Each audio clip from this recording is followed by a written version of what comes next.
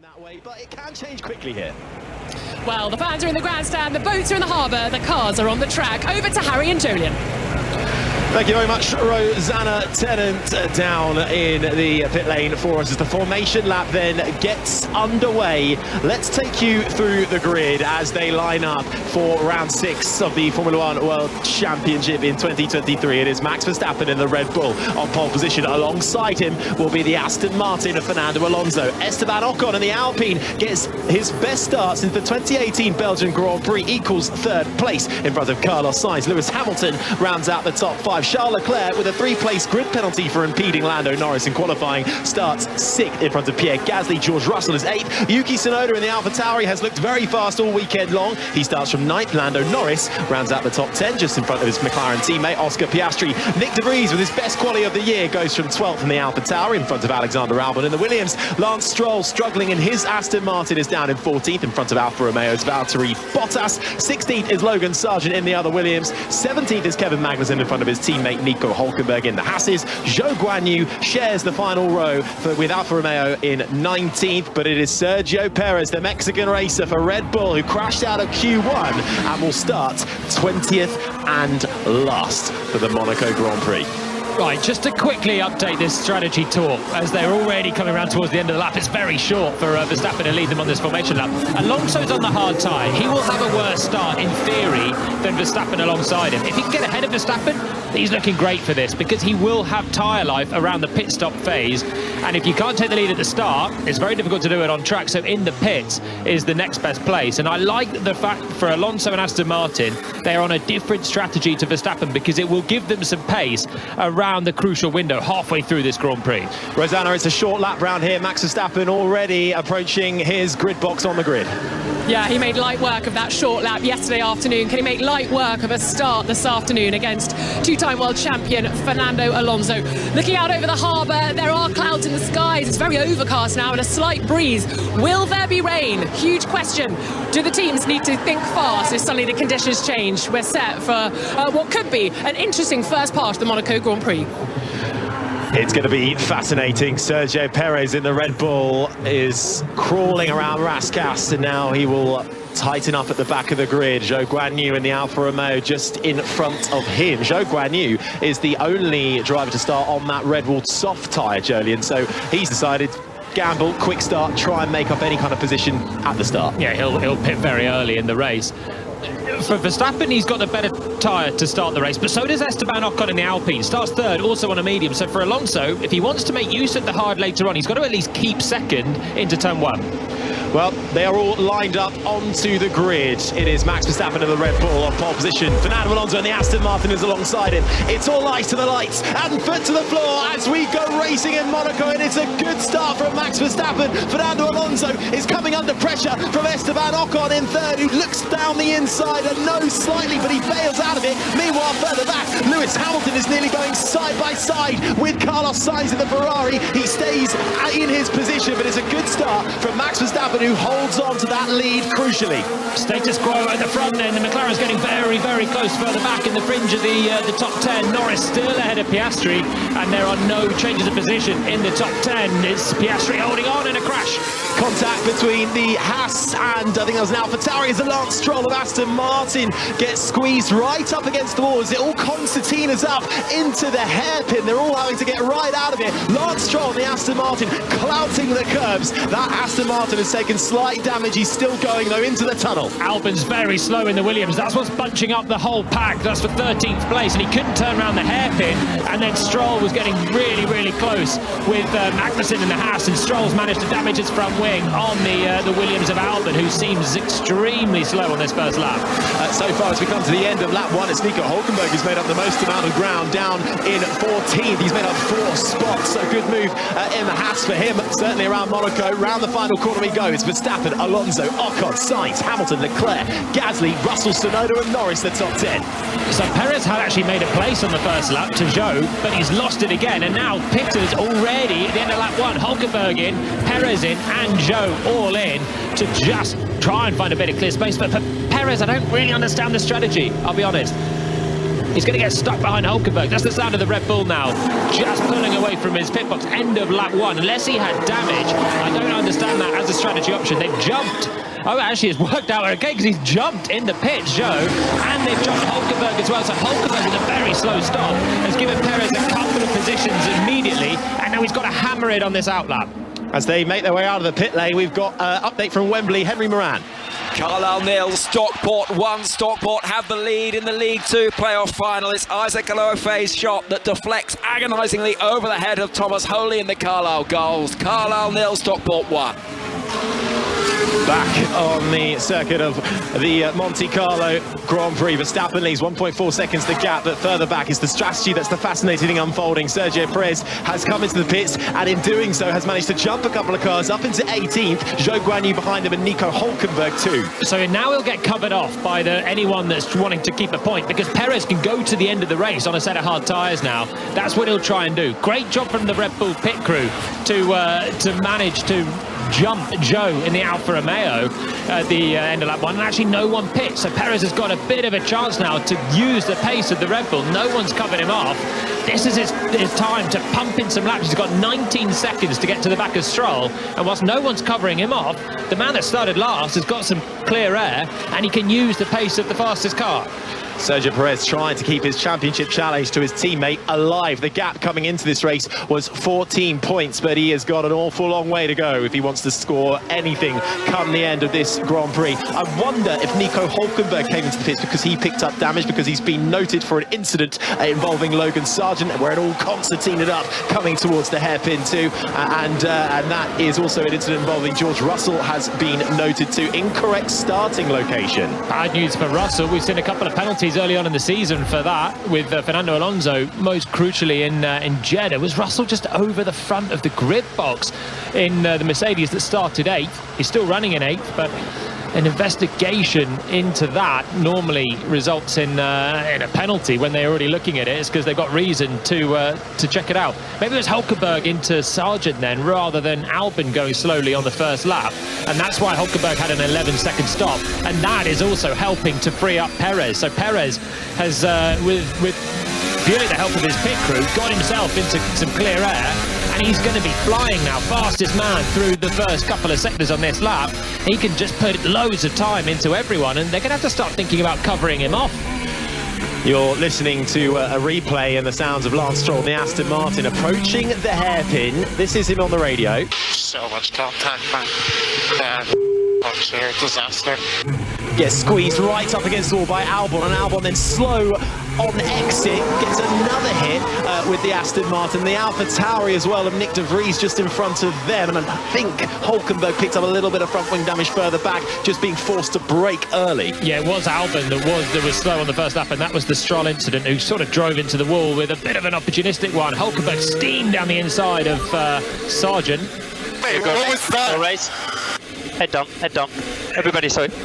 It was an overtake in Monaco from Hulkenberg. Was a pretty punchy one, locked up down the inside of Mirabeau, the turn 5 hairpin, and it was good stuff there from Nico Hulkenberg. I think is under investigation, but we haven't seen much more of an angle. It looked okay. Perez does the fastest lap, and by the way, he's 2 seconds faster than anyone else in the Grand Prix right now. So this is working for him. He'll catch the back of Stroll in no time. He's nearly 4 seconds quicker than the midfielders. No one's covered him off, and he's just going to sneak into an undercut position on kind of everyone at this stage.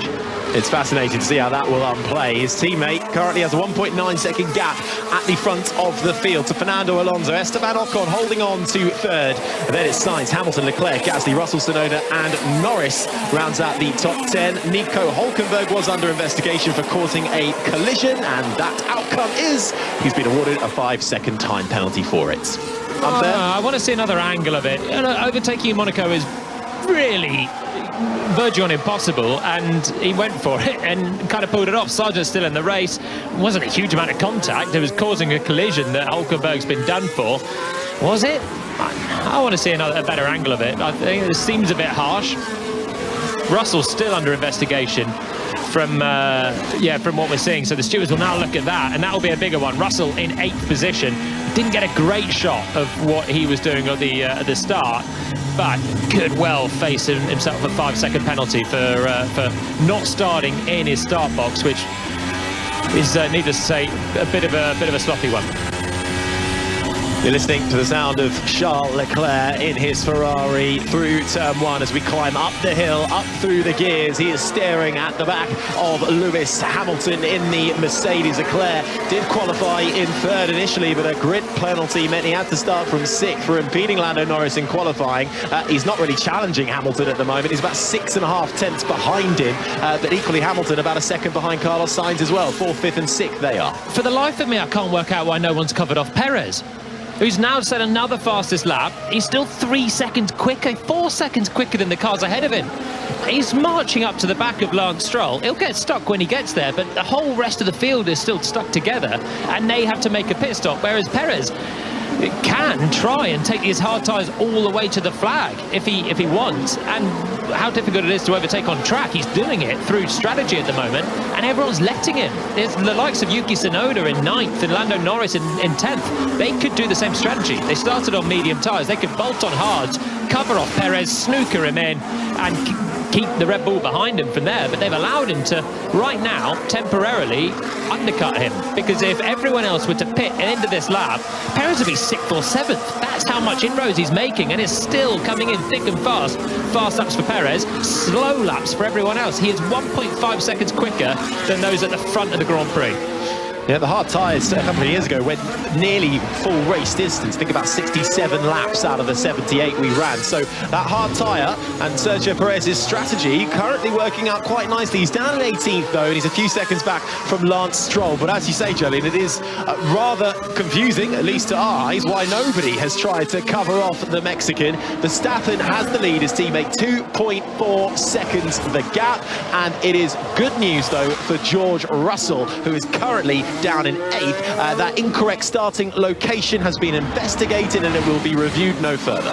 Okay, so interesting that they investigated it. Obviously it's all something that they weren't sure about, the stewards, but they have said fine. It's a curved start, so it can be a little bit misleading, especially for Russell was on the outside of the grid in 8th and maybe was lining up in one part with his tyre right on the front and the other part was a bit further back. I don't know, either way, good news for Russell. He can carry on in 8th position. You're listening to the AlphaTauri of Nick De Vries coming through the swimming pool chicane. Best qualifying of the year for Nick De Vries, the rookie, under a bit of pressure at the moment with some poor results so far compared to his teammate Yuki Tsunoda. But Tsunoda up in 9th, De Vries in 12th, where he started, chasing down the two McLarens. Piastri directly in front. Piastri on the harder tyre though, out of De Vries on the medium, and also Norris on the medium too. So Piastri deciding he's going to try and play the long game a little bit more than his teammate is. So where we're at, Verstappen leads from Alonso. They are matching lap times. It's impressive from Alonso. On the hard tyre, he's still just 2 seconds back from Max Verstappen on lap 8. Then there's a gap coming. Ocon did a great job to be starting 3rd today in the Alpine, but he is a second a lap slower than the top 2, so they're away. 9 seconds back from the race leader is Esteban Ocon. He's already 7 seconds back from Alonso. So we've got a 2-horse race out front, and Ocon would be chuffed to finish on the podium. He's got a completely different aim to both Verstappen and Alonso, and he's driving accordingly, looking after the tyres that he's on, the mediums, and he's queuing up everyone behind him. But Perez is bringing himself into play for this, because with every passing lap he's into undercut range for the top 3 at this stage, and he doesn't have to make another pit stop in the Grand Prix. So Perez is hauling himself back into range of some points. He's now on the back of Lance Stroll, so his pace will now be stifled. He's going to have to do some overtaking if he wants to be a hero and move forward even more. But because everyone is tightly packed behind Ocon, no one else is able to build a gap, and they're all going to be passed by Perez if and when they have to pit. Start of lap 9 then of 78 here in Monaco. Max Verstappen leads ahead of Fernando Alonso and Esteban Ocon in the Alpine, the top 3. Then is the first of the Ferraris, Carlos Sainz in front of Lewis Hamilton, Charles Leclerc, Pierre Gasly 6th and 7th in front of Russell, Tsunoda and Norris, who round out the point scorers. Then it's Piastri in 11th, De Vries, Albon, Bottas and Sargent the top 15. Kevin Magnussen is 16th ahead of Lance Stroll, Sergio Perez. Zhou Guanyu is 19th ahead of Nico Hülkenberg in the Haas in 20th. Still all 20 runners going racing here. You're listening to the Monaco Grand Prix live coverage of it with myself, Harry Benjamin. Alongside me is the former Renault Formula One driver, Jolyon Palmer. Down in the paddock is Rosanna Tennant. Thanks, Harry. Yes, just looking at the tyres that the drivers are on, of course, we've got a sort of either-or option with Max Verstappen taking the medium tyre, Fernando Alonso on the hard tyre, and then Ocon on the medium, Sainz on the hard, Hamilton on the medium, and Leclerc on the hard. And it's worth noting, as we came into this race, a lot of the teams were saying they were experiencing graining on the mediums. So is that why we're seeing Charles Leclerc snuggling up to the back of Lewis Hamilton on the hard tyre? And are we going to hear things on the radio soon from the likes of our leader, Max Verstappen, also on that medium tyre, prone to graining? They're all driving accordingly to save the tyres right now. And when Perez was in clear air, he was so much quicker than everyone because he's pushing. And he's now stuck in behind Lance Stroll, and his pace will go no further, really, unless he can make an overtake. But it was a real demonstration of what a driver in clear air can do and how everyone else is managing the tyres. Verstappen's just done a personal best lap on the last lap. Here's Fernando Alonso. Which axle you're wearing? So Fernando, it's all about the rears, the left rear, it's all about that. So we're happy to use the fronts to protect the rears. Which axle are you worried about? That's for tyre management, and Alonso and the Aston Martin team deciding that it's all about saving the rears there. And he's in a decent position, still quite a long way clear of Ocon, who is bunching up the rest of the pack. They're going to have to start to get a shift on, though, to make a gap again to Perez, who's stuck in the traffic. Effectively now, Perez, using the pace of the hard tyre, he's managed to bypass everyone, and he's effectively having a zero-stop race in this Grand Prix. He can do, because he's pitted from last. He's caught back up to where he would have been had he not pitted, and he can go all the way. So now it's just about how much quicker Ocon, Sainz, Hamilton, Leclerc can go to try and extend a gap back over Perez whilst he's stuck in behind Lance Stroll, who was, of course, in the wars on the opening lap, down to 17th for the other Aston Martin. But Sergio Perez, the street king, the tyre whisperer, could well be able to hold on to those hards till the bitter end. We'll see how his progress goes. But right now, it's a bit of a stalemate, to be honest. The closest fight happening into the hairpin they go is Esteban Ocon in third and Carlos Sainz in fourth. Ocon on that medium tyre, perhaps, as Rosanna was saying, starting to fade slightly as Sainz is right onto the back of Ocon as they come into the tunnel. He's right with him, Carlos Sainz, the Alpine and the Ferrari. Let's push him to his tires. As he goes for a move down into the Nouvelle chicane, there's contact, though Ocon covers him off. Carlos Sainz has to go straight over, and the front left of his front wing is hanging off. That has broken off. Sainz able to keep going, but damage between Ocon and Sainz. Yeah, Sainz went for a lunge from a long way back. Fair play for giving it a go, and Ocon saw him coming and moved quite a long way in the braking zone towards the inside. Sainz then tried to back out of it, and it was just a slight touch. I thought he was going to absolutely nerf into the rear of the Alpine and ruled them both out of the race. He felt really early, check that front wing. Broken front wing. Stay out for a moment. No damage. Okay, so Sainz has still got pace and he's still right with Ocon, but the end plate of his front wing is dangling off. He might get a black and orange flag, although it's now broken away from the car, so that actually should save him. And he's still got some pace. He's still right on the back of Ocon. We might get take two here as they come down towards the tight left-hander of turn 6, the hotel hairpin, through the right of Portier. Then there's another corner, and he'll be back into the tunnel to give it a go. Oh, they really got away with that one, the two of them. Lucky. It was remnants of Kimi Raikkonen going into the back of Adrian Sutil many years ago, with Sutil having one of his best race results. Would have been on for a fourth place back then, over a decade ago. But Sainz, that front wing end plate has fallen off, but it looks like Sainz has also fallen off the pace on the back of Ocon. They did have the front wing ready for him. I need to know the damage. How much loader? We are checking. I think he moved a bit late on the braking, to be honest. Copy that. Try your best. I think he did as well. Look, if we're going to have racing in Monaco, you can't be moving and braking when there's one corner to make a lunge. It needs two drivers to be racing fairly. And Ocon, we're yet to see a replay of it, but it did look at the time like Sainz was going for a big lunge. from a long way back, but Ocon did see him coming and start to turn in very early, which initiated the incident. So I think he's got a fair point there, really, for Carlos. Still going okay. Front wing definitely damaged, and Ferrari are down there in the pit lane ready to replace it should he pit, but he doesn't need to. Still where he was before that bit of contact, stuck in 4th place behind Esteban Ocon. Bit of front wing damage though will stop his chances of having another go. Yeah, he's still trying to get back onto the back of Ocon. Here's Alonso. Puncture on the left, right. Fernando Alonso reporting a puncture on the front left, right, I think he said, didn't he? I think, did he mean left rear? Left rear for Fernando. Still going okay here. All looks okay. On the front. All okay. All okay.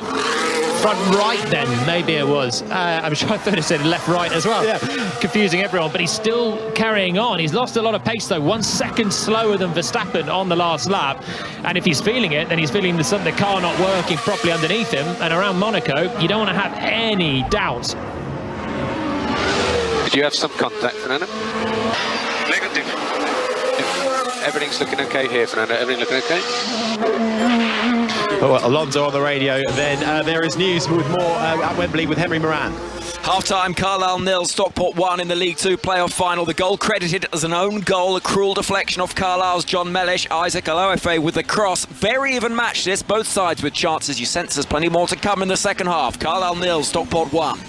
Straight to Roddy Forsyth for Celtic Rangers. At Hampden Park for the Women's Scottish Cup final. It's scoreless here at half-time, although Celtic should be a goal ahead because Rangers' Hannah Davison was caught in possession by Shen on the back line. The hoop striker went 1-1 against Vicky Essen, but pushed her finish wide of the goalkeeper and the goal, and that's why at half-time it's scoreless between Celtic and Rangers. Thanks, Roddy. Big weekend of sport across BBC Radio 5 Live with myself, Harry Benjamin, Jolyon Palmer calling the action for the Monaco Grand Prix, and Rosanna Tennant down in the paddock. Well, after that crash from Carlos Sainz, where he lost the front end plate of his front wing, the Ferrari mechanics were out in the pit lane readying themselves with the front wing. That front wing has now been put back on the stands, and Carlos Sainz is continuing on. But Jolyon Palmer, it may look like a flimsy bit of carbon fibre, that front end plate, but how much is this going to be affecting Carlos Sainz's performance? It doesn't seem to be affecting too much at the moment because Ocon isn't quick enough. There was no space for both of us there, so... Yeah, copy that. I've seen another angle of it, and Sainz is coming from so far back. I think Ocon does close the angle a little bit and starts to turn in, but it is not really a move that's on from Sainz. So the ambition was there, the execution was not, even if Ocon did make it unnecessarily hard for them to try and work it through. Perez is still in 18th. That's the sound you can hear of all the cars now. Sargent, Magnussen, Stroll, Perez, and Zhou is right behind him.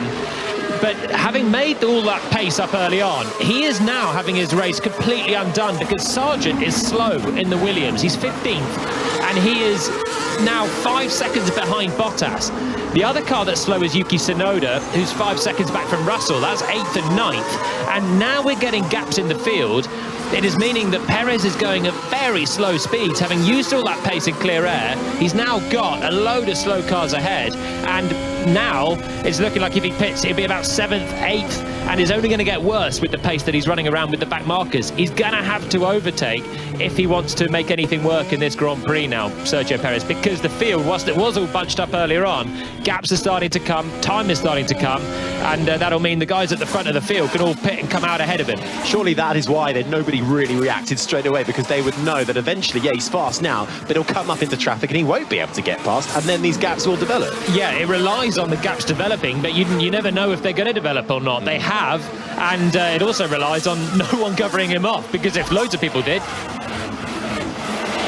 So some medium runners complaining of graining now. That's George Russell's radio there, being told medium runners complaining of graining. We were told the medium is going to experience quite a bit of tyre degradation around here. Russell is in 8th on the hard, so hoping to try and capitalise on that. Tsunoda is behind him, but as you said, Jolene, is about 5 seconds off the back of Russell, which is one of those other gaps that's developed. I fancy a move coming up here. Magnussen on the back of Sargent, and if anyone will give it a go, Kevin Magnussen. Coming through the hairpin. Right-hander, uses loads of pavement. Sargent, the rookie, struggling a little bit in the Williams. It's for 15th place. But it's important because it's all bunching Perez up behind in the championship chasing Red Bull. Through the tunnel we go as they head out into the light. Logan Sargent in his blue Williams into the braking zone through the Nouvelle chicane. The Haas follows shortly, as does the Aston Martin of Lance Stroll. Sergio Perez is right there too. Then it's just a couple of tenths back to Joe Guan Yu. So one mistake from somebody could well open up some nice opportunities, but Kevin Magnussen, the Danish racer, is all over the back of Logan Sargent. Well, we've also got a few problems with the line in Monaco at the moment, so we will try and return to them. We'll just close it down and then dial it back up, and we'll be back to Harry with Max Verstappen leading the Monaco Grand Prix after 17 laps. Alonso is in second, so that's how it started, with Verstappen on pole and Alonso alongside him on the front row. At 3 o'clock, the final games kick off in the Scottish Premiership. Yesterday it was all about the top half. Today it is all about the bottom half. Let's go to Rugby Park. Kilmarnock against Ross County. Gavin Wallace will explain what could, might, will happen. Yes, chappers, good afternoon from a sun-kissed Rugby Park. Lots at stake this afternoon. The stage is set for, and one of these teams actually will at the very least end up playing Partick Thistle in a Premiership playoff. Potentially, Ross County could still go straight down. Now, you need to pay attention to this, chappers. There's still lots of permutations.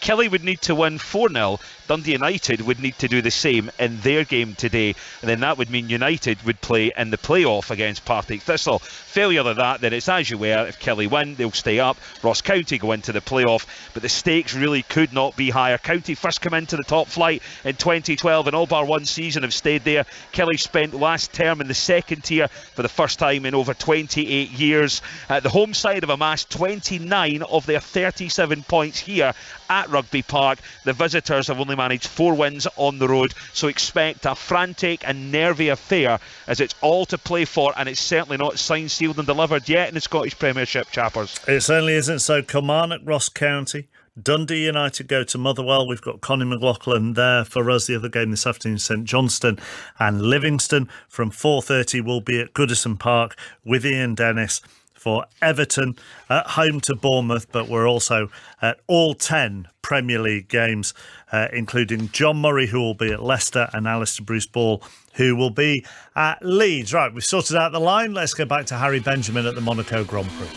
Thanks, chappers. And we have just had some dramatic scenes in Monaco, courtesy of Kevin Magnussen. It's not over points yet, but Magnussen and the Haas down the inside of Logan Sargent through into Mirabeau. Nicely done for the Haas driver. Sargent in the Williams struggling on his tyres through Martin of Lance Stroll. Sergio Perez Red Bull didn't need a second invitation to make his way through into Anthony Moat, and then Joe Guan Yu got the move done the next lap around down or maybe we haven't sorted the line out to Monaco. It was all right for about 10 seconds and then it dropped again.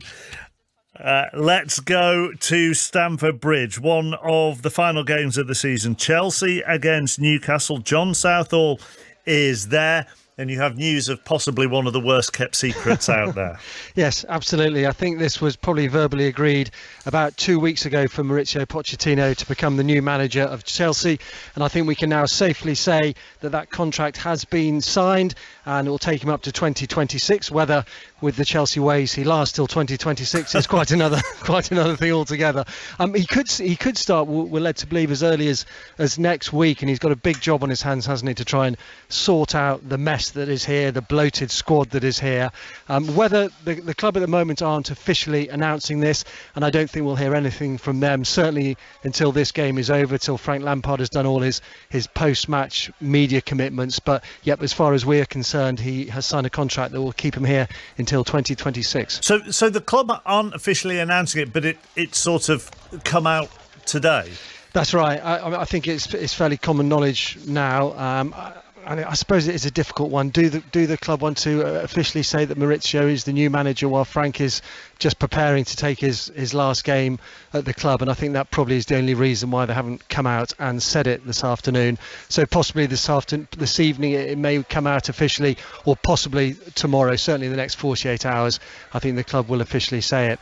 They've sort of tried to tread the line between wanting to give, I'm guessing, Chelsea fans going today some hope and some reassuring news ahead of the start of the season without disrespecting Frank Lampard. Yeah, and I suppose the thing is that everybody knows it's going to happen, and I think everybody has known it's going to happen for the last 2 weeks. And one of the big questions is why hasn't he come in? Why hasn't he come in sooner?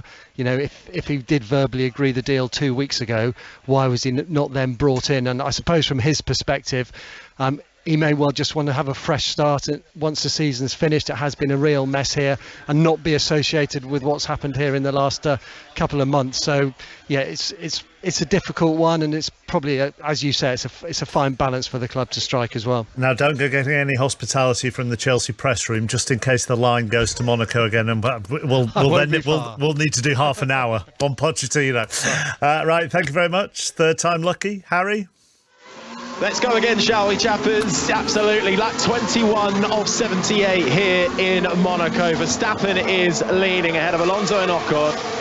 And it's Sainz, Hamilton, the top 5, Leclerc, Gasly, Russell, Tsunoda and Norris, the top 10. Carlos Sainz is currently locked into a battle over third with Esteban Ocon. They're on different tyre strategies, and Sainz and Ferrari trying to play a game of chicken, really, with Esteban Ocon to see if they can get him to come into the pits. We had a call for Sainz to come in. He did not. He stayed out and is still battling hard. Hamilton is just behind this, battling hard for 5th with Charles Leclerc, and we have also just witnessed some spectacular racing further down the field. Unfortunately for Logan Sargent, it involved him plummeting from about 15th place all the way to last.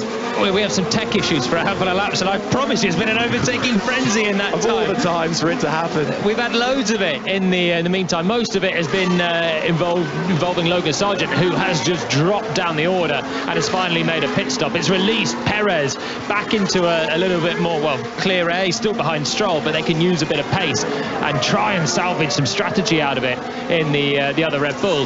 The other thing is Ocon still third in the Alpine, Sainz 4th. They had a bit of contact earlier on. Sainz has a bit of front wing damage, which Ocon is trying to get him a pit call for from the stewards. It's not going to work, and they're now getting towards the crucial pit stop phase.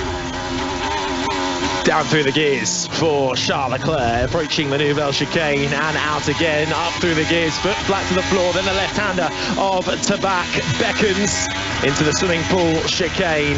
Fast, high-speed section of this track. Immediately then through the next little second part of the chicane into Rascasse, named after the bar on the inside of the apex. There'll be a good party there this evening. I think there was even one last night too. Across the line then for Leclerc, and he is still chasing down Hamilton, not making too many gains though on his British rival for 5th and 6th currently. 10.5 seconds the gap out in front though. It's Max Verstappen who leads. Yeah, Verstappen is now marching away with it. Alonso was keeping him in check for the first 10 laps, and since then now Verstappen is really flexing in the Red Bull. 1.3 seconds quicker than Alonso on the last lap, and I think Alonso now is content with second place in this Grand Prix, or some level of divine intervention in the last 55 laps that we've still got, because Verstappen now already has a pit window to come out ahead of Ocon and stay in the top 2, and he's getting close to being able to pit and come out ahead of Fernando Alonso as well. It's going seamlessly for the Red Bull out front.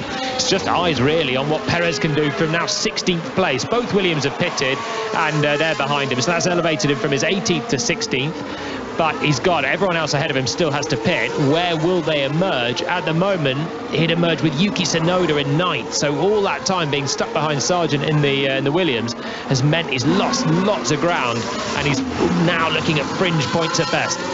That was the voice of the former Renault Formula 1 driver Jolien Palmer. Alongside myself, Harry Benjamin, we have Rosanna Tennant too down in the paddock. And you know you can always count on Kevin Magnussen for some good racing action. It may not be over points, but Magnussen in the Haas currently has 14th position. Out through the Nouvelle chicane, and Lance Stroll in the Aston Martin is going to try down the inside through to back.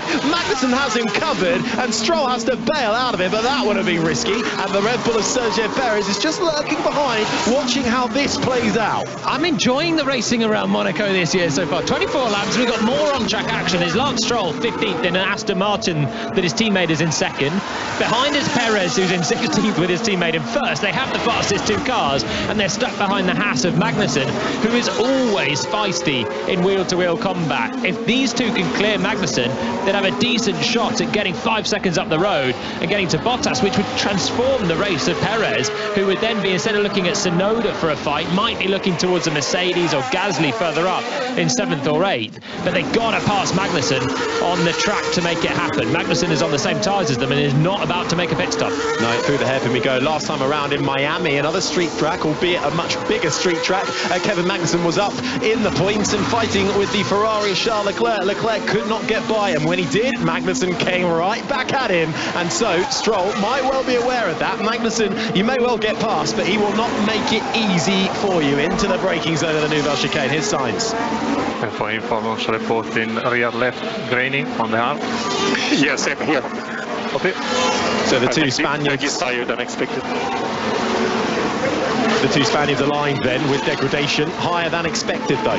And that, I think, is why Magnussen is going pretty slowly. There's a huge disparity in pace between the cars out there. Some are pitted, some haven't, but it doesn't really seem to matter if you're on new tyres or used. They can fall away at any moment. As Sargent is coming for another pit stop and put on some softs, this is turning into a horror show for him. Already a lap down, and he's going to be mired in more traffic, which is not a nice place to be after just 25 laps of 78.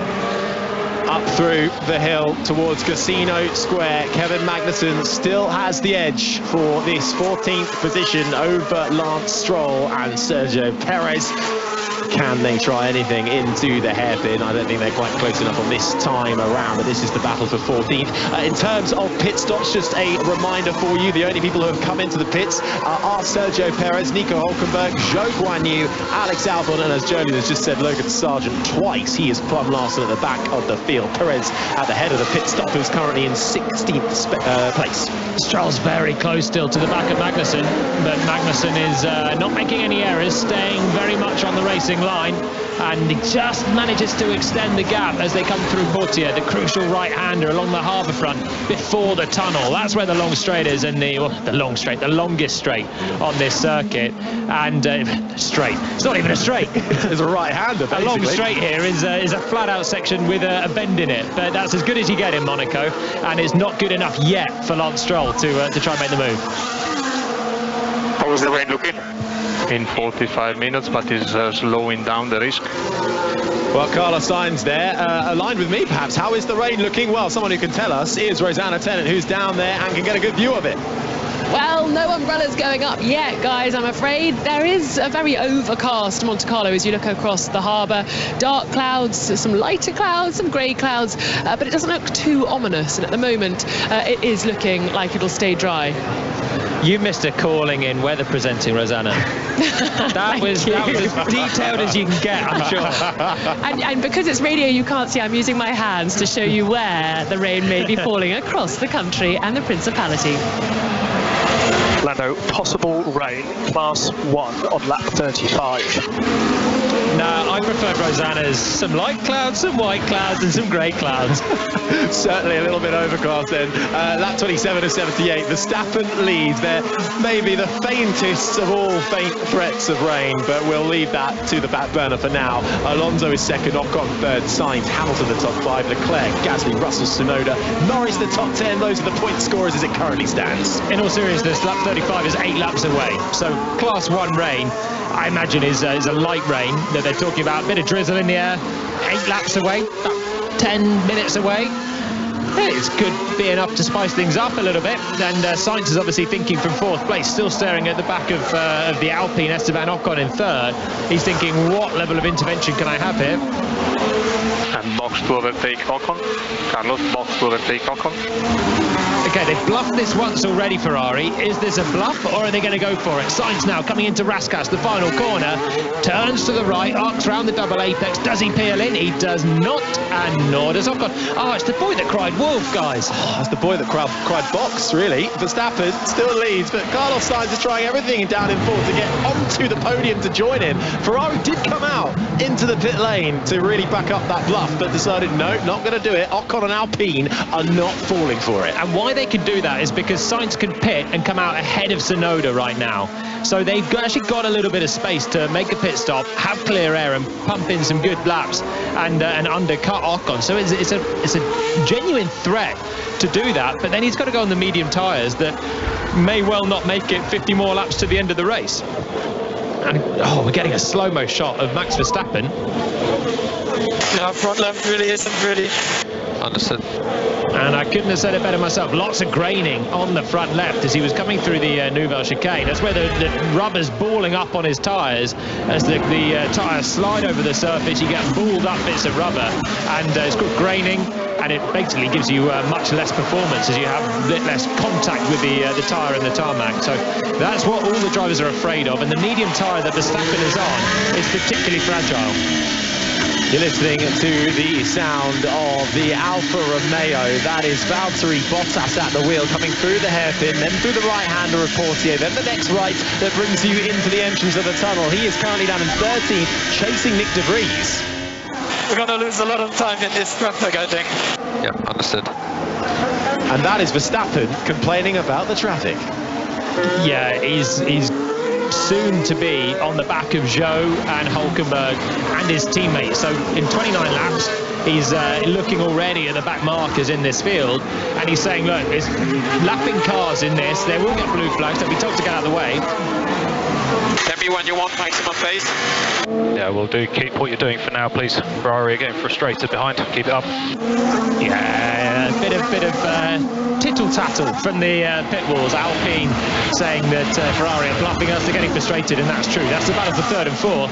Verstappen out front is looking at the back markers, and even though they're getting blue flags, or they will be soon, and in fact they've just popped up. Zhou now in 18th place will be getting blue flags to jump out of the way of Verstappen. It will cost him a lot of lap time around here to go around another car. So he's basically saying, can we make a pit stop? If I can avoid this, then it would be good. But it doesn't make any sense for Red Bull to do that. He's 10.5 seconds out front, still looking good. And wow, there's a huge gaggle of cars in front. There's a risk of rain towards the end of the race. People might be trying to hang on for that.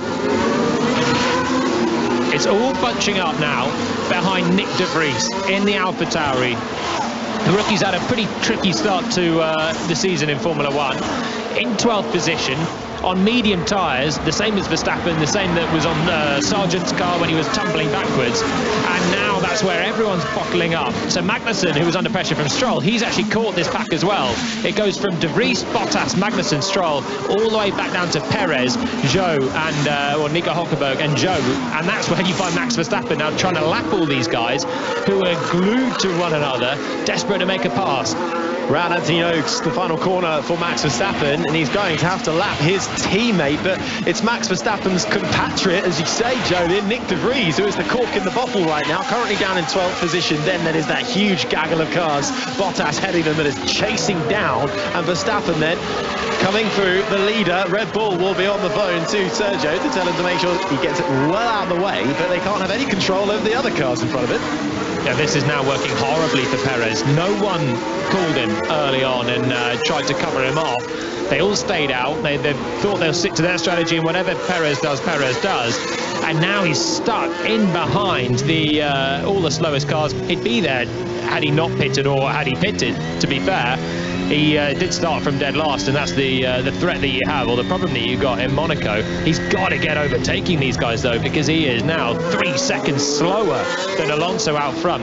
Out of the tunnel then, and he lets his teammate through. I'm wondering, if they're clever here, could Perez try and follow his teammate through as the cars in front have to get out of the way of the blue flags? He will try, and we've seen passes in the past like that. Verstappen managed to do it a few years ago in the Toro Rosso, did some great passes with the blue flags. Oh, big slide from Lance Stroll coming into the final corner behind Kevin Magnussen. Keeps it pointing in a straight direction, though. He was desperate for a pass there into Anthony Nogues, which is really... passing in Monaco's tough, but passing in that corner is not even an obvious one. And Stroll just jumped on the throttle, was desperate to use a bit of traction in his Aston Martin, got the car fishtailing sideways, and did not get close enough to make the move. A bit of impatience there as they're all lying astern for 12th position. Coming Hamilton pits from 5th. We're going to get a pit stop from the drivers in the top 10. Box for Lewis Hamilton. Leclerc moves up a spot, so does Gasly, and so does Russell. Nice and tidy pit stop from the Mercedes team, and he's out 3 seconds.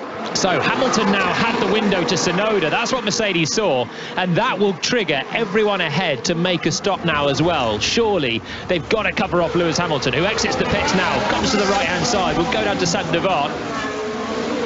And push now, everything you have. Yeah, the obvious thing now, Leclerc was just ahead, and he's just behind Hamilton, and now they're trying to overcut with Leclerc, but Sainz was there as well. He's going to have to defend, so Hamilton has rolled the dice in the Mercedes. He's come out in 8th behind his teammate, and he's got to just hammer down this outlap, and he could gain a place. We didn't see it, but also further back, I'm pretty sure Perez has managed to get through on Lance Stroll and follow his teammate, utilising perhaps the blue flags that Perez's rivals are getting for his teammate Verstappen. Rosanna. Well, we've seen Lewis Hamilton in the pits, switching off the medium tyres onto that hard tyre. And does that mean we're going to see a lot of the medium tyre runners coming in now? Or, as we heard on the radio from Hugh Bird, Sergio Perez's engineer, are they all waiting in case the rain does come and they need to switch to the intermediates? We've just seen Esteban Ocon coming in, getting rid of the medium tyres. He's going to take the hards. It's a slow stop for the Alpine team. Their heads are held in hands there in the Alpine garage. But yes, is this going to spark the medium runners to come in now? Also worth noting, Alonso on the hard tyre, chasing down Verstappen. He's been quicker in consecutive laps now than Max Verstappen. He's trying to make inroads on the leader.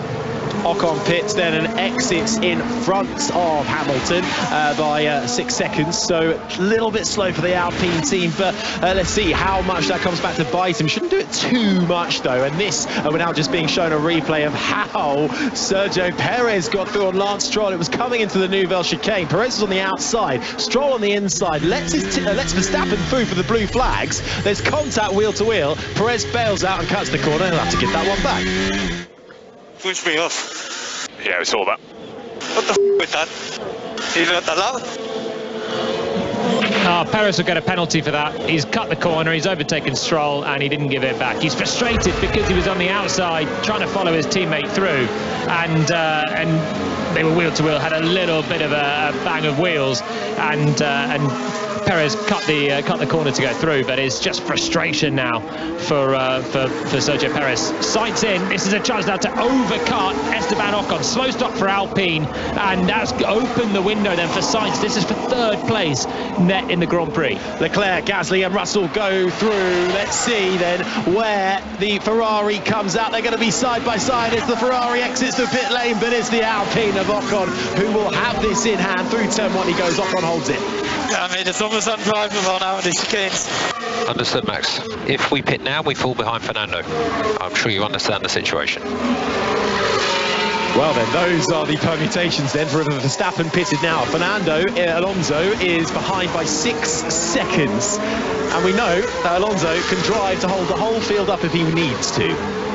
So Red Bull are wary. They're on these medium tyres that are falling apart now, and they're wary about just falling behind Alonso. And then you're into the realm of, well, Alonso will still have to pit, so nothing changes there unless there's a safety car or something that can interfere. So they're just running to their own thing right now. Alonso's not yet in undercut range, which is exactly what Sainz tried to do on Ocon, but Ocon did a very good outlap, having had a slow pit stop, and ended up. Perez has whacked the back of the house. This is going horribly for Sergio Perez, who's now got a chunk of his front wing missing, and he's getting ugly for him in the last couple of laps. Sainz didn't get past Ocon, and that's blown it for Ferrari. If I had a damage, he could just brake tested me. That was Sergio Perez then saying that the Haas of Kevin Magnussen braking a bit too hard. It was on the exit of the Nouvelle chicane. I don't know about that. He's frustrated. He's in a Red Bull. His teammate is winning. His teammate's the championship rival, winning. Perez is on for no points here, and really he's paying the price of crashing yesterday. He's paying the price, and now he's got a damaged front wing, and it's just going horribly wrong for him. Frustration at being stuck in position, desperation to try and make some moves, and they're going to call him in to change the front wing. He picked up big damage, ramming the back of Hulkenberg. And yeah, it's a pretty sorry sight for one Red Bull. The other one is still doing things okay. And whilst Alonso chipped away at the lead, he's also now got to come through the blue flags. Well, Perez in the Red Bull peels in and they change the tyres, they put the front wing on, and the Mexican is ready to head back out. So lots of change there, but still a fairly neat and tidy pit stop, 11 seconds including the front wing. That incident between Perez and Stroll will not be investigated now because technically the place was given back. His signs. Exactly what I talked about. Exactly what I talked about. Low intro, Hamilton 1.4 behind. The main target there was to cover Hamilton. Hamilton 1 second behind. I don't care about Hamilton. I was weak. I can see exactly why Sainz is fuming. He was on the right tyre to stay out, on the hards. He doesn't care about keeping fourth. He wants third. He wants to stand on the podium in Monaco. They had a chance to overcut Ocon, but Ocon actually did a good out in-lap after having a slow stop. And now Ocon is still ahead of Sainz. They've got no more strategy to play in, apart from Sainz is on a tyre that won't make it to the end of the race, or won't make it without dropping away. So he's actually just going to be looking in his mirrors now for the second half of this Grand Prix. We're just coming up to half distance, and Ferrari had one shot at strategy with him, and they've blown it. They've thrown it straight away to try and defend from Hamilton. I can see their logic, but I also can see if you're a driver here, you don't care, fourth or fifth. You want to be on the podium in Monaco, and that's what Sainz has spent half a race trying to do, and now he won't get it. The chance now for Leclerc, who's in third, to do it. What is Charles' pace? Charles lap is 17.5 in free air. I was doing 65. Yeah, he's fuming, and rightfully so. Rightfully so. Ferrari pitted him just as Sainz had got clear air. Ocon had pitted. It was a head-to-head then, Sainz v Ocon, who would be quicker, and they pitted him, and they've stuck him right back behind the car. He spent 35 laps trying to pass. Not great from Carlos Sainz's point of view, but with Hamilton pitting, Sainz pitting, Ocon pitting, all that battle for third, Charles Leclerc, who qualified third before getting a penalty, is back in that position. Now he can do a straight fight. So it's currently 42 laps to go. Potential risk of rain with about 20 laps to go. Albon being informed of the lap count and the weather potential as we start lap 38 of 78 around the streets of the Principality. Lance Stroll is in the wars once more, coming around the final corner, trying to get through on Kevin Magnussen. There's contact between Stroll's front left and Magnussen's rear right. They both carry on through the corner, and actually amazing, Stroll didn't really pick up any more damage from that. I think it's made of steel, that Aston Martin. It just has had so much contact this year. Stroll into Alonso in the first race. We've had Alonso hit the barriers at the end of Melbourne and was okay. Stroll rammed it into the barriers on the lap one here, and it's okay. Now he radios to say he's got damage, but he's still carrying on with another whack. The amount of damage this car has taken this year, or the amount of contact it's taken for nil damage is extraordinary. The sound you're hearing is Lance Stroll in that Aston Martin, up through the gears into the tunnel, still chasing down Kevin Magnussen, not giving that one up without a fight. It is Verstappen though who leads. Alonso, Leclerc, Gasly, Russell the top 5, Ocon, Sainz, Hamilton, Tsunoda, Norris the top 10, Piastri, De Vries, Bottas. Then this battle for 14th between Magnussen and Stroll. Hulkenberg is 16th, Zhou Guanyu, Albon in 18th, Sergio Perez. Disaster day, disaster weekend for the Mexican down in 19th. Logan Sargent is 20th and last, but we're still waiting for the pit stop scenarios to completely fill out to see what it will look like. Verstappen leads by 8 seconds, now lapping at the same pace as Alonso. He's on the mediums, he'll switch to the hards. The hards are the better tyres, so he's got the best to come, Max Verstappen. As the sound you can hear is Stroll trying to fight with Magnussen and just has a tentative look to the inside, and that was never on from Lance Stroll.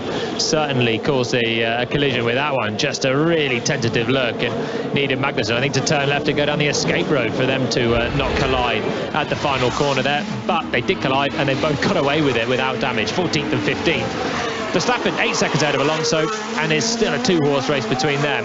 But Verstappen is doing a good job on medium tyres that are falling away with everyone else, and he's still going. He's got the race, I think, in his hands right now. Charles Leclerc in the Ferrari, currently in third with Gasly behind, yet to stop, as has George Russell and Pierre Gasly, who are just behind him. Esteban Ocon then comes the next pit stopper in the Alpine. He's got Carlos Sainz for company. There's Lewis Hamilton, who is in a bit of a nip and tuck here with Leclerc over who's going to come out in front. He started in front of Leclerc on the grid. There's about a couple of seconds in it. If Leclerc was to pit now, he would come out behind Lewis Hamilton. Let's see how much longer Leclerc stays out for on that white-walled hard rubber round Rascasse. The Ferrari doesn't peel in this time around, happy to continue on. And Gasly, Esteban Ocon's teammate, is right there behind Leclerc as well. So he's been having a quietly solid race so far, Pierre Gasly. And these two now will just run and run and run and hope that Ocon, Sainz and Hamilton start slowing up at some point. They've all got, Ocon's got clear air. 7 seconds to George Russell, who's in there's basically two trios of a Ferrari, an Alpine and a Mercedes. Leclerc third, Gasly fourth, Russell fifth, all line astern, haven't stopped. Ocon sixth, Sainz seventh and Hamilton eighth, all have. And now they're in, was it a Kirin in cycling, where they go opposite sides of the track and they try and catch each other. It's a bit like that. In the indoor cycling championships, then it might not be a Kirin, it might be something else. Team Pursuit, maybe it's a Team Pursuit, that rings a bell. And that's kind of what they're in now. They're in a time trial to see who comes out ahead of the other. Because one set's got to pit. Hashtag BBC F1, let us know what it actually is called. It might well be Verstappen has the edge on all of them, though, for the time being. Ominous, as he is looking set to extend his championship lead over, really, his only rival for 2023 is Sergio Perez, who is set to score no points at the moment after crashing out in qualifying. Looked like he made an interesting strategy call coming in very early for his pit stop. Nobody covered him, but now he has fallen up in traffic and had a couple of collisions. So Perez now on the medium compound tyre, down in 19th. So his day going from bad to worse. Only Logan Sargent behind him, who also plummeted like a stone earlier on in this race. Chance for Stroll right in behind Magnussen. These two have had contact already, coming through Portier, and Stroll might fancy a chance here. We jump on board with him. The Aston Martin staring at the back of the Haas. Magnussen will probably have to go defensive here to cover this attack off. Moves to the left-hand side, and Stroll didn't manage to descend it in late on the brakes, and he won't come through in the next couple of corners. So, time for a weather update. Rosanna. Thank you. Let's take a look at the weather in Monte Carlo. It's currently 22 degrees, overcast, a mixture of light grey, dark grey and white clouds above. No rain falling yet, though it is predicted in the next hour a 20% probability of rain at 4 o'clock, which is in just 4 minutes' time. Thank you, Rosanna. And now to the news. Is it now the news where you are? Isn't that the correct time? Oh, just take it on, Harry. Just take it on. Come on, if we're going to be serious about this, we've got to do it properly. The sound you're hearing, though, is Lance Stroll once again, the Canadian in that Aston Martin, up the hill to Casino Square, still trying to get through on the back of Kevin Magnussen. No such doing there. There is a goal, though, at Hampden Park. Roddy Forsyth. And it goes to the sides who've merited it on the basis of their play. Celtic are leading Rangers by a goal to nil. Their 10th corner kicked the hoops. Rangers couldn't clear it. It felt in Natasha Flint. She was only a yard or so out. She stabbed it home, and the Celtic contingent here at Hampden Park are absolutely rapturous. Celtic 1, Rangers 0, 66 gone. Thanks, Roddy. Through the tunnel with Lance Stroll, still getting up close and personal with the back of the Haas of Kevin Magnussen. And into the Nouvelle chicane, but well, that car does seem indestructible, the Aston Martin. It has gone through its fair share of whacks so far in these 42 laps we've had around Monaco, but it's still going strong. Unfortunately for Stroll, he's not going to be rewarded with any points for it as it currently stands. No, he's they're 14th and 15th, and they're actually the last of anyone that hasn't pitted. So there's a fun battle between them, or at least Magnussen, I think Stroll's quite frustrated at the cockpit, but it's not for any points between those two so far. Team Pursuit update. It's those that are pitted right now that are making inroads. Ocon with a pretty decent lap on the last lap, personal best for him, 1.3 seconds quicker than Charles Leclerc. So those that are pitted are on the fresh tyres, are just extending their advantage. Ocon, Sainz and Hamilton moving still further away ahead of Leclerc, Gasly and Russell. And remember, Leclerc, Gasly, Russell, 3rd, 4th and 5th currently have to pit. Here's Russell. Gasly's backing me up, I reckon. Not sure why.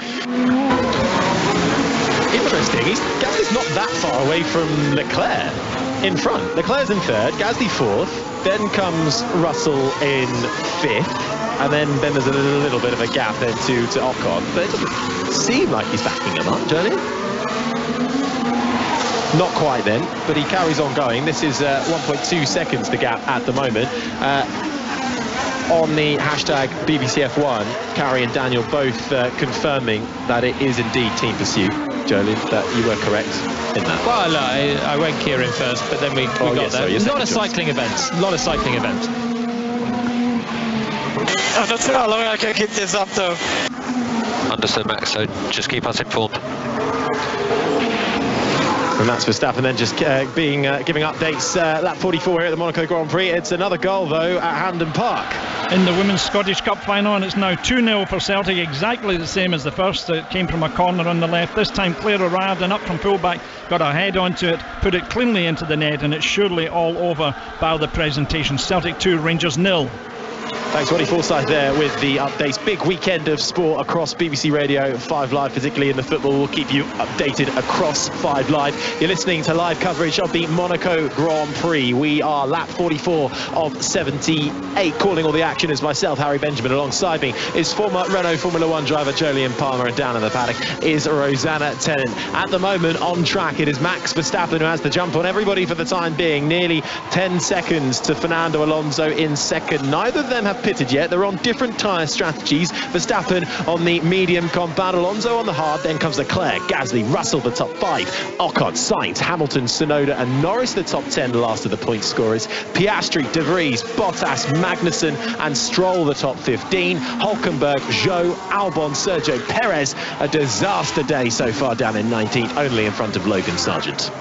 Disaster weekend for Perez, as Leclerc pits then from third position, comes into the pits in the other Ferrari, and he's going to emerge presumably back behind Lewis Hamilton on the medium tyres. Don't quite see the logic for Leclerc pitting. Maybe that was to stop Gasly trying to do an undercut in the Alpine. So it must have been a defensive move for Leclerc, because Hamilton is a long way ahead. Leclerc's not at great pace as he went longer, and Sainz pointed that out, didn't he? He said, oh, I was a second quicker than that, you should have kept me out longer.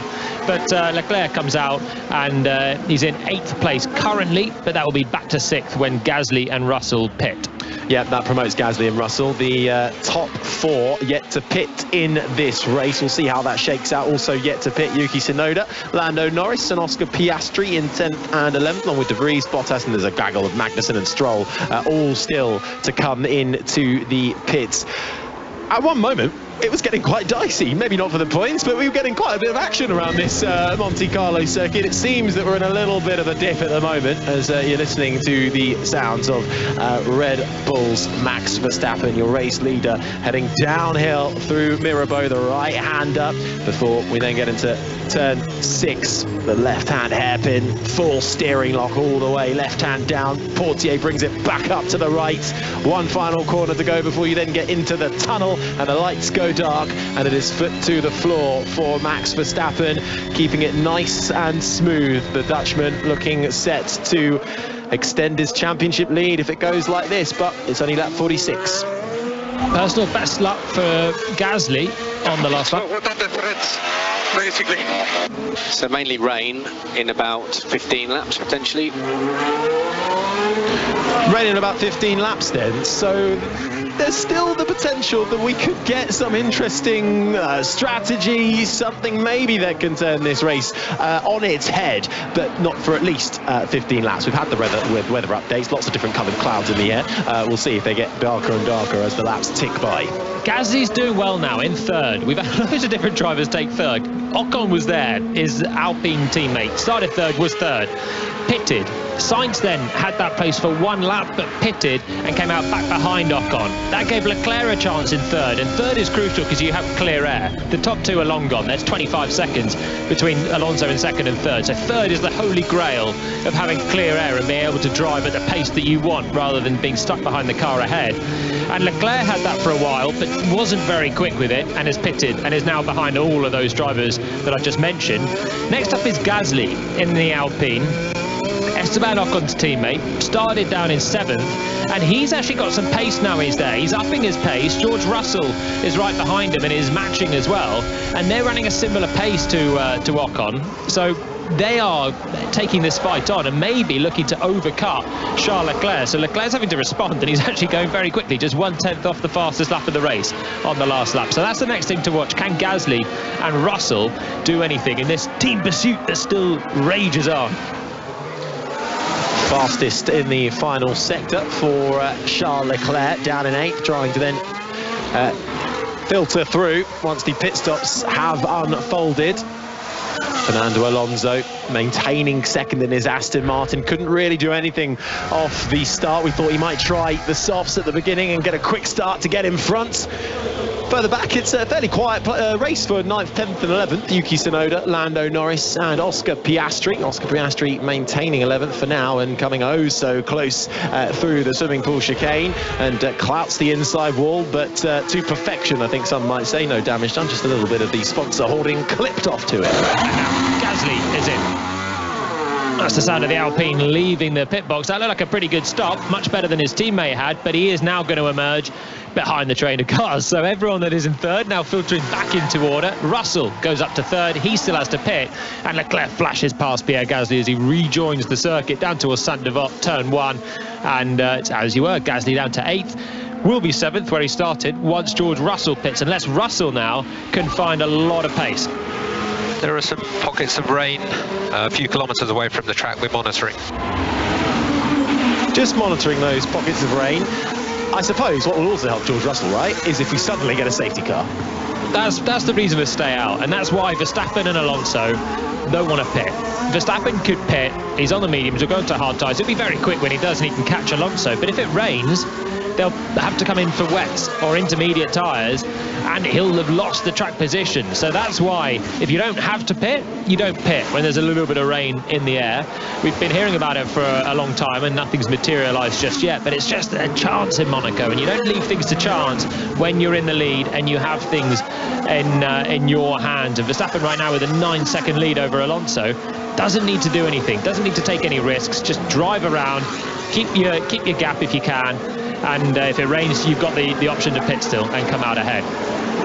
George Russell's actually got Sergio Perez for company on track at the moment. Perez a lap down, but it's a shame because that Red Bull does have the pace. He just won't be able to show it. Currently down in 19th. So Russell then in 3rd, waiting to see when he decides to come into the pit lane. Are they going to eke out perhaps for this threat of rain that might or might not be coming? There are pockets around, but other radars are saying not a chance, mate. It is not coming. As the sound you're hearing is the rear end of Kevin Magnussen in the Haas coming through Saint-Devote, and just the slightest of kisses with the wall on the exit.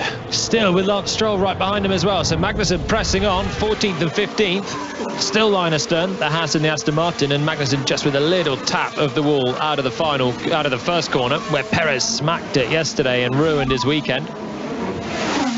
Maybe drops of rain around turn 6 to turn 8. Okay, so that's the hairpin, and then into Portier. So, but even if it's only drops, it's got to be surely something a bit heavier than that for it to really turn this on its head. Yep, but it starts with drops. We've got an easterly on our hands, Harry, today. And so it's coming in from the Italy side of Monaco, a little bit of weather, and that's where it's going to hit turn 6 and turn 8 first, the slow speed corners and the hairpins. But you know, drops can start and then it can get a bit heavier and then it can cover the whole track, and it's keeping everyone on their toes. Lap 50 of 78 of the Monaco Grand Prix. Formula One comes to town once a year and it lights up the streets of the Principality. Of course, if this was a circuit that was pitched and designed for modern day Formula One in 2023, it would not pass the regulations to be on the grid. Here is Russell. Yeah, it's in turn 3. Okay, so how does that compare to drops though? Where does drops and then spitting? I would say it's much the same. tomatoes and tomatoes, you could say. That's turn 3, Massenet, top of the hill, and maybe a bit of relief rainfall then. Top of the hill, higher elevation, and more likely to get a bit of precipitation. That's what Russell's experiencing then at turn 3. Quite a quick left-hander, that is, at the top of the hill. And it's drizzling now down towards the tunnel. It is properly drizzling. It's developed to drizzle. Well, let's see how that unfolds shortly. But there's been a goal at Motherwell. Connie McLaughlin. It's Motherwell 1, Dundee United 0. Kevin Van Veen, 11 successive games now he scored in, setting a new Scottish Premiership record. Bad luck though for Dundee United, who need a win and a 9-goal swing and Ross County to lose if they're to avoid relegation. As it stands, it's Motherwell 1, Dundee United 0. Thanks, Connie. We have drizzle, Rosanna. Well, do we, Harry and Jolien? Do we? Because I feel a bit like we could be at the Belgian Grand Prix, where we see so much localised weather, parts of the track wet, parts of the track dry. I'm standing on the sort of start side of the racetrack, so further around like Raskas, that kind of area, whereas where you're talking about obviously is a bit further away over the other side of the harbour. Here, everybody's dry. Yeah, it's raining more and more. George Russell, it's raining more and more. It's coming your way, Rosanna. It's coming your way. Okay, I'm looking on the ground. I'm looking on the ground now, which I know is not the place to look. There are a few little drops, but I mean very few and far between.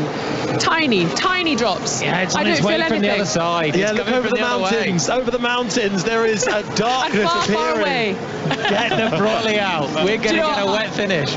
I didn't bring my brolly and I didn't bring my rain jacket, so I'm going to have to rely on the shelter of the media pen when the drivers come over. And a lot of the fans have already made their way over to the paddock because they want to see the drivers when they come back through. A lot hanging outside the Red Bull Energy Station in anticipation of who they assume will be their race winner, Max Verstappen.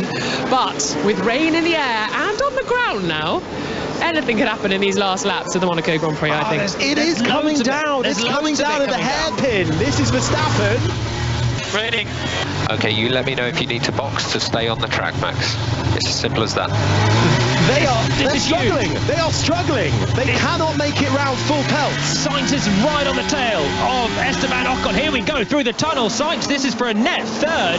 Might have a chance to make a move. And then they go side by side into the Nouvelle chicane. We've got a car off in front. Sainz can't keep it turned in. Has to cut across the straight. So does the Williams in front of Albon that's battling with Hulkenberg, but they're a lap down. George Russell has been told to pit. Are we about to see a change in tyre? Are we going to go to the intermediates? It's not heavily raining, but in certain parts of this track, it is doing it enough to warrant slow grip, and not enough grip. Through we go into Raskas. Is anyone going to peel in then?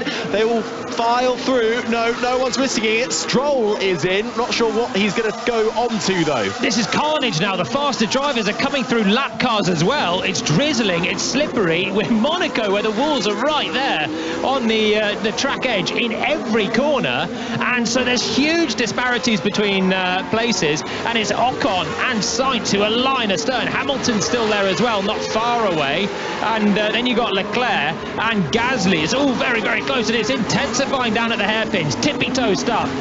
They can hardly go full pelt. They are really crawling around Mirabeau. Sergio Perez in the battle there as well. He's a lap down, but he's trying to find his way through. They crawl through the hairpin. The rain is well and truly here, certainly in the second part of this circuit. Here's Verstappen. Now I have to try to sit slow because my tyres are... Understood, Max. If it might just be survival in that section of track, Max, if the rest of the track is dry. Carlos Sainz is the sound you're hearing into the Nouvelle chicane, right onto the back of Esteban Ocon, who is struggling for grip. Sainz closes right into his rear, can't quite find a way through yet. He tries down into back, can't make it work, and the other Ferrari is trying to crawl its way through and catch up to the back of Hamilton, and then comes Gasly tiptoeing through Perez. The skill level right now is just immense. Racing wheel to wheel on a slippery track on dry tyres that cannot disperse any water, and if you go in too deep, you fight too hard, you will hit the wall and you'll be out of the race. The sound you can hear is Sainz still chasing Esteban Ocon. It sounds quite dry in towards turn 1. He's leaving me no space. You need to do something about it. We're gonna crash. And now we're into the wet part, up to turn 3. This is where it's slippery. This is where Sainz, on his medium tyres, is much more confident than Ocon. And he's on the radio saying Ocon is driving erratically, not giving me space. The rain is still coming down, and Sainz is way more confident right on the back of Ocon. Are we getting towards intermediate territory? Bottas has pitted, so has Stroll, Zhou and Albon. They've gone for it. And I think surely we are in intermediate territory. Half the track seems dry, though. Carlos can't keep it in a straight line, though, coming into that middle sector. All it takes is to have one damp patch that's enough to send you into the wall. Sainz gets a big crossover moment coming out of the corner that approaches the tunnel, but then it's dry once you go through the tunnel. Alonso pits, and surely they're going to throw on intermediates for the Aston Martin, and he may have a chance to undercut Verstappen on his inters and take a race lead if it carries on raining. This is huge out front. The rain is pouring down here in Monaco, but not entirety of the track. Alonso is then coming out of the pits. He's on, what tyres is he on? Is he on the inters? I can't tell. It could be the inters. We'll wait and see. It's not the inters. Dry tyres. They've got medium tyres for Fernando Alonso. Exits the pits, and they obviously think the rain's going to pass. As Ocon pits in the Alpine, he fancies the inters. They've got different plans. They've got different weather forecasts. Obviously, they've not been listening to Rosanna, and in comes Ocon from what was third. Russell's also pitted. Let's quickly head to Wembley then. Henry Moran. League 2 playoff final, an equaliser for Carlisle United with 7 minutes remaining. Substitute Amari Patrick sweeping home. It's Carlisle 1, Stockport 1. And a goal at Hampden with Roddy Forsyth. And I said that Celtic were home and hose, but I spoke too soon. Rangers have scored. Brought on the substitute Laura Berry, and her pace and her skill has troubled Celtic whenever she's gone the ball. She had an angle shot past the goalkeeper just a few moments ago. It's now Celtic 2, Rangers 1, but there's a VAR check for offside, so we'll come back to you on that.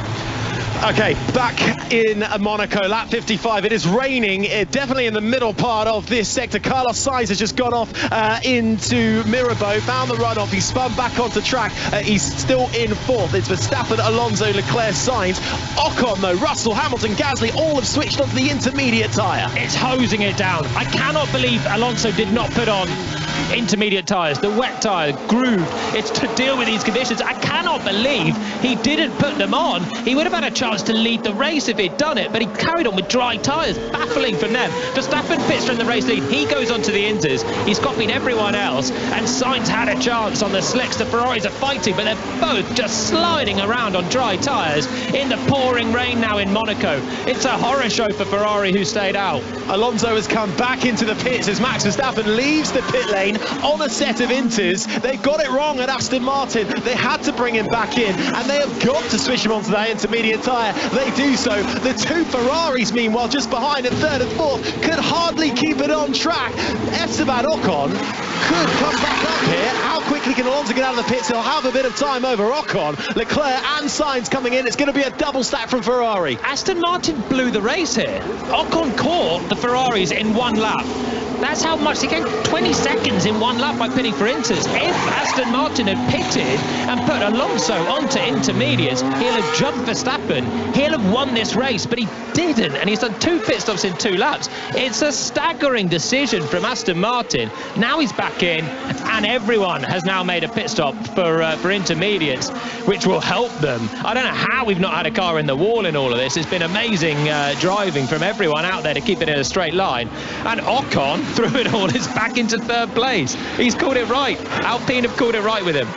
Fantastic stuff, and it is really coming down here. We've had a VAR call at Hampden. Roddy Forsyth. And that takes the score back to Celtic 2, Rangers 0, because Laura Berry, sure she had finished correctly, was just a fraction offside after a long VAR investigation.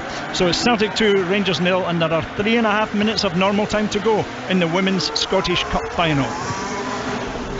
Back at the Monaco Grand Prix, and we're just seeing a replay of Max Verstappen teetering around before he changed onto the inters, and he did find the wall. He grazed it coming into the right-hander that leads you into the tunnel. We're seeing on our timing screens, though, that Lance Stroll in the Aston Martin has stopped on track, and Carlos Sainz just being shown the replay there of him sliding out. Yeah, that was the sound of Sainz spinning from what was the place, but I mean, how they just stayed on track on the dry tyres. And Sainz tapped the wall. Verstappen from the race lead hit the wall, and this is the sound of Lance Stroll in the Aston Martin. And wow, smacked the wall at the hairpin, but the car just stopped turning for some reason. I think he must have had damage from somewhere else, and he's going to drill it into the wall. He's playing bumper cars with his Aston Martin, whacking one wall, whacking the other wall. He keeps going, and he doesn't seem to be able to turn the car. He's pulled it off, and they've managed to pull it off into a safe place in the middle sector. Stroll is out, and the race carries on without so much as a safety car. That was unbelievable. Rosanna, did you find an umbrella? No, I haven't found an umbrella, but you know what? I finally found the rain. It's finally made its way across the harbour. Fans are running around the place trying to find umbrellas, trying to find shelter. Finally, we've got rain in all parts of the track now, I think. That was such a strange one. It's such a small area, the Principality of Monaco, that you sort of think if it's raining in one place, it'll be raining in all places. But suddenly it felt like we were at Spa for the Belgian Grand Prix. So to recap where we're at, we've got 21 laps to go. It's teeming down still in Monaco. Even the intermediate tyres are struggling as Lewis Hamilton tries to get on the power. This is the sound of Magnussen, what is he doing still on dry tyres? What's going on? But Kevin Magnussen on dry, hard tyres hasn't pitted, and he's going slower than the slowest of road cars. I could go-kart quicker than Magnussen is getting around the middle sector of Monaco. And how that has happened, I just don't know. But 20 laps to go. It was dry. It was all looking plain sailing out front. We're going to box for full wets, Kev. We're going to box for full wets.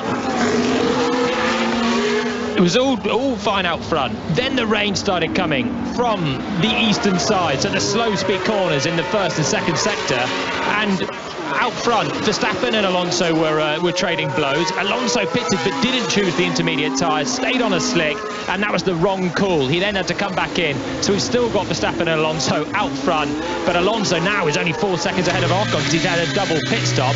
Behind that is where the action really kicked off. Ocon started third, is still third, but was under huge pressure from Sainz in the Ferrari, who has been harrying him for the whole Grand Prix. Sainz had a good look for a number of laps at passing him. Then Ocon pitted, took the gamble, or took the decision to go for inters. Sainz took the gamble of staying out, and it didn't work for him or his Ferrari teammate, as Magnussen is completely, predictably found the wall on his hard tyres. I don't know what Haas were playing at, but they kept him out there, and he's found the wall, and he is in the final corner. He's reversed it, and he's got going again. Ferrari stayed out on the dry tyres, stayed out way too long, and Sainz went spinning. Leclerc wasn't much quicker. They've lost position. So Ocon's still third. Now has Hamilton behind him, and George Russell, who stayed out the whole way, has only made one pit stop in the Grand Prix, and called that right. Russell is in fifth. Well done, Jolyon. It's dramatic. The topsy-turvy last 10 laps has just been bonkers. But in the end, the top 10 of the order are kind of fairly unchanged. The Ferraris have fallen down, and George Russell has gained a little bit. Hamilton is the driver now fighting for a podium. He's right behind Esteban Ocon, so that's a fight to the flag now. And Kevin Magnussen finding the wall. He comes into the pits. There was quite a lot of steady action down at Haas. They were running to get a front wing, and further drama out on track currently, as it is the Williams of Logan Sargent in the hairpin. I think he's gone a little bit deep, got into the wall, bit of reverse scenario, and gets back out. No major damage. Here's Sainz. What is the forecast? Stay for 5 minutes, this kind of rain. Only 5 minutes. I need more to go to extreme. That's our best guess, but can be anything, as you know. That's the next question. That's Sainz on the radio. He was in fourth. He's now in eighth. Had a spin on the dry tyres in the rain at Mirabeau, the right-hand hairpin. And Sainz now saying, well, how can we? What else is going to happen? How can we take advantage? And the question now is, do you need full wet tyres in these conditions? It's really, really wet now. Everyone's squirreling through the middle sector, which is where the rain started. And down towards turn 5, where Sainz had a spin, they're still tippy-toeing, even though they're on intermediate tyres now. So Sainz is thinking, can we go full wet and find some performance? And saying, actually, if the rain's going to stop in 5 laps, maybe we don't. Hamilton is really close to the back of Ocon. And Ocon, who's had a brilliant race so far, on top of a great qualifying yesterday, still has work to do if he wants a Monaco podium. You know that rain you said wasn't going to come on Sunday's Monaco Grand Prix? Yeah, it's here. Yeah, it's here. This is Russell. My George, all cool. We're all cool. You're in a good position and we're looking at the heavyweights. We are monitoring. Keep talking to us. All cool. Just 6-1, extraordinarily wet, 3 to 6. So Russell, though, as he makes his way around Raskas, currently in 5th position, has been given a 5-second penalty for unsafely rejoining the track. So I imagine that's not from the pits. I don't think he's had an excursion somewhere and come back on into the path of another car, potentially. There's a yellow flag in the first corner. Someone has skated straight on through there. It's the Haas. Oh, it's one of the Haas's. It's Kevin Magnussen, who did make the switch to the full wet tyre, and he has found reverse gear and is backing it up nicely in his Haas and will rejoin. But well, there was really nothing too much to lose for Kevin Magnussen. He was battling hard in this race, but over 14th, stayed out on the dry tyre, then eventually called it quits. Came in for the full wets, along with Sergio Perez is also on that full wet tyre. This is the sound of George Russell, who went into the runoff. So we have a 5-second time penalty for the rejoin. Oh! Couldn't see anything. So there's the reason for the unsafe rejoin. So it was coming into Mirabeau, and Russell then came back out onto track, rejoined, and just swiped across Sergio Perez. A big contact there, and then further round the lap, we're just seeing a replay of Sergio Perez losing the Red Bull through the swimming pool chicane and hitting the wall, but managing to keep it in a straight line. Wow. That was some extraordinary car control. Sorry for that inane noise. I couldn't believe what I was seeing as Perez was fishtailing his way through the swimming pool, scene of so many big crashes in Formula 1 history. I thought we were going to get another one. And Perez, all arms and elbows at the wheel, somehow managed to keep it pointing in a straight line. And we've still got 19 cars in this race. Everyone's struggling for grip. Only Lance Stroll has dodged his way out of the Grand Prix. 19 drivers. Everyone's had thrills and spills. Russell went straight on and rejoined right into the path of Perez, who and they had quite big contact. Russell's got a penalty for it, but it's been absolute drama. Who wants Monaco gone from the calendar? This is amazing. Even in the drive, we were getting some good battles, but really not for any points. But how there wasn't a big shunt or any kind of dramatic change. The Ferrari's really the big losers in this wet weather coming in. Leclerc down in 6th, Carlos Sainz already fuming at his team for a strategy call down in 8th. Just getting to a point, it's pretty dangerous out here. It's quite slippery. Okay, copy. Range should start to reduce turns 3 to 9. Okay, so Hamilton saying getting a little bit dangerous, a little bit slippery, being told by his engineer Bono that the rain is going to reduce as Max Verstappen out of the swimming pool chicane gets a little twitch in his Red Bull, and even through Raskas he has to go full anti-lock, nearly finds the wall, keeps it going through Anthony No, because that would have woken Verstappen up though. Yep, he's still pushing. 17.5 seconds to Fernando Alonso. Had a couple of laps of nibbling away at the lead, but is 17 seconds back with 16 laps to go. Verstappen's still in control. I just still can't fathom that decision from Aston Martin not to pit Alonso for Inters. That was a Monaco race win that they threw away when everyone else was pitting for Inters. What were they doing putting them on dry tyres again, the mediums? Crazy decision from either driver or team, and it's cost him the chance to win. He's still 18 seconds back and pushing, wants to try and force Verstappen into an error, and Verstappen is still hustling away, getting close to the barriers. Well, through the hairpin, Verstappen goes, as you say, just under 20 seconds the gap. Time for a breather here in Monaco. It's full time at the Women's Scottish Cup final. Roddy Forsyth. No need for wet tyres here at Hampden. Perfect conditions, and Saudi have taken advantage of them with 2 goals in the second half. Natasha Flint when when Rangers didn't clear Celtic's 10th corner. She stabbed home from a yard or so out, and then 3 minutes later Claire O'Riordan with a big header again from a corner kick in the left. Laura Berry thought she'd pulled one back, but the 15-year-old was disappointed when VAR showed she had been just slightly offside. So Celtic have won the Scottish Women's Cup final. We'll be back here at Hampden in 6 days' time to see if they can win the men's version against Inverness next Saturday. Celtic 2, Rangers 0. Thanks, Roddy. Back here in Monaco for the Monaco Grand Prix. You're listening to BBC Radio 5 Live's coverage with myself, Harry Benjamin. The former Renault Formula 1 driver, Jolien Palmer, is alongside me. Rosanna Tennant joins the coverage as well. And we have had rain coming down here for the last 10 plus laps, which has changed the game when it comes to tyre strategy. A few wobbles, a few cars going deep, some finding the wall and some out. Well, only one driver, Lance Stroll, playing dodgems and finding his way out of this Grand Prix. Most of the drivers are on intermediate tyres, but it's Sergio Perez, Nico Hülkenberg and Kevin Magnussen who made the switch to the full wet. They're all the way down the field. Just something to bear in mind, this is actually the debut of the new full wet tyres without tyre blankets. It's supposed to be introduced in Imola. Obviously Imola was cancelled. This is the first time we're seeing them, so that could well be a whole new learning curve for those who have opted for them at the rear of the field. The biggest question mark, though, that we're asking here is Alonso and why they called him in to not go onto the Inters sooner. Here's Russell. If Leclerc gets close, could we potentially in better positions? And I don't go more than a 5 ahead of Lewis. If he didn't obviously get Esteban. So no obligation. This pace is very good at the moment. Russell in 5th has a 5-second penalty looming for rejoining right into the path of Sergio Perez, and the two had contact.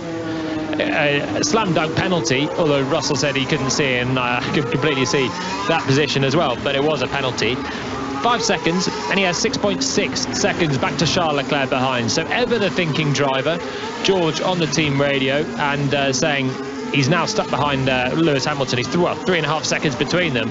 He's saying, is there something we can do to put another car between us? The rain intensity is going to be reducing from here on.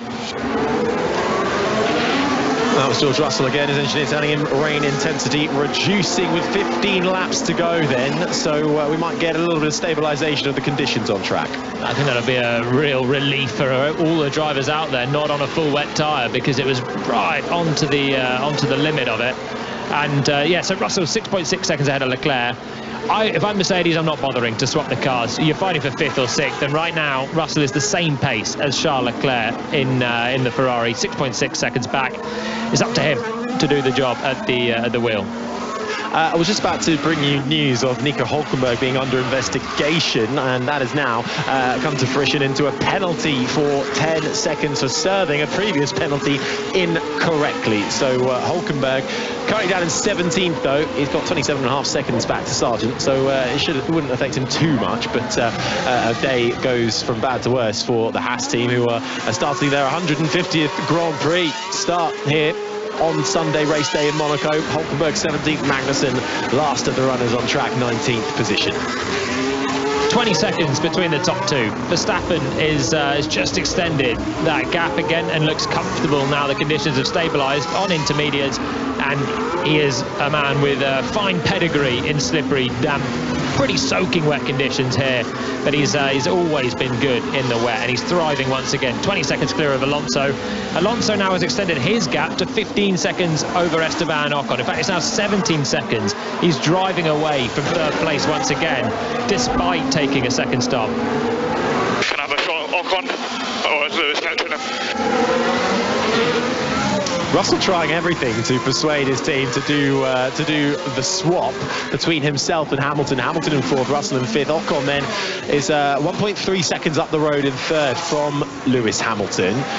If you're Mercedes, what are you doing, Jolien? Well, Russell's actually got some pace. He's lapping a second and a half quicker than Ocon on the last lap, but Hamilton is now right with Ocon as well. So this is the fight for the podium. 13 laps to go in the Grand Prix. Ocon in 3rd, Hamilton in 4th, and then George Russell in 5th. There they go, over the line to start another lap. And Ocon is under pressure now. Hamilton just 6/10 back.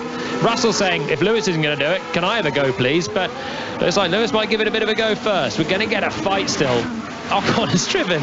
I mean, his stress level for the last 2 hours, what we are, hour and a half, must be through the roof. He's had a car in his mirrors from the word go. Sainz has launched a couple of attacks at him. Now Sainz has, well, Ferrari have taken Sainz out of contention with the strategy, really.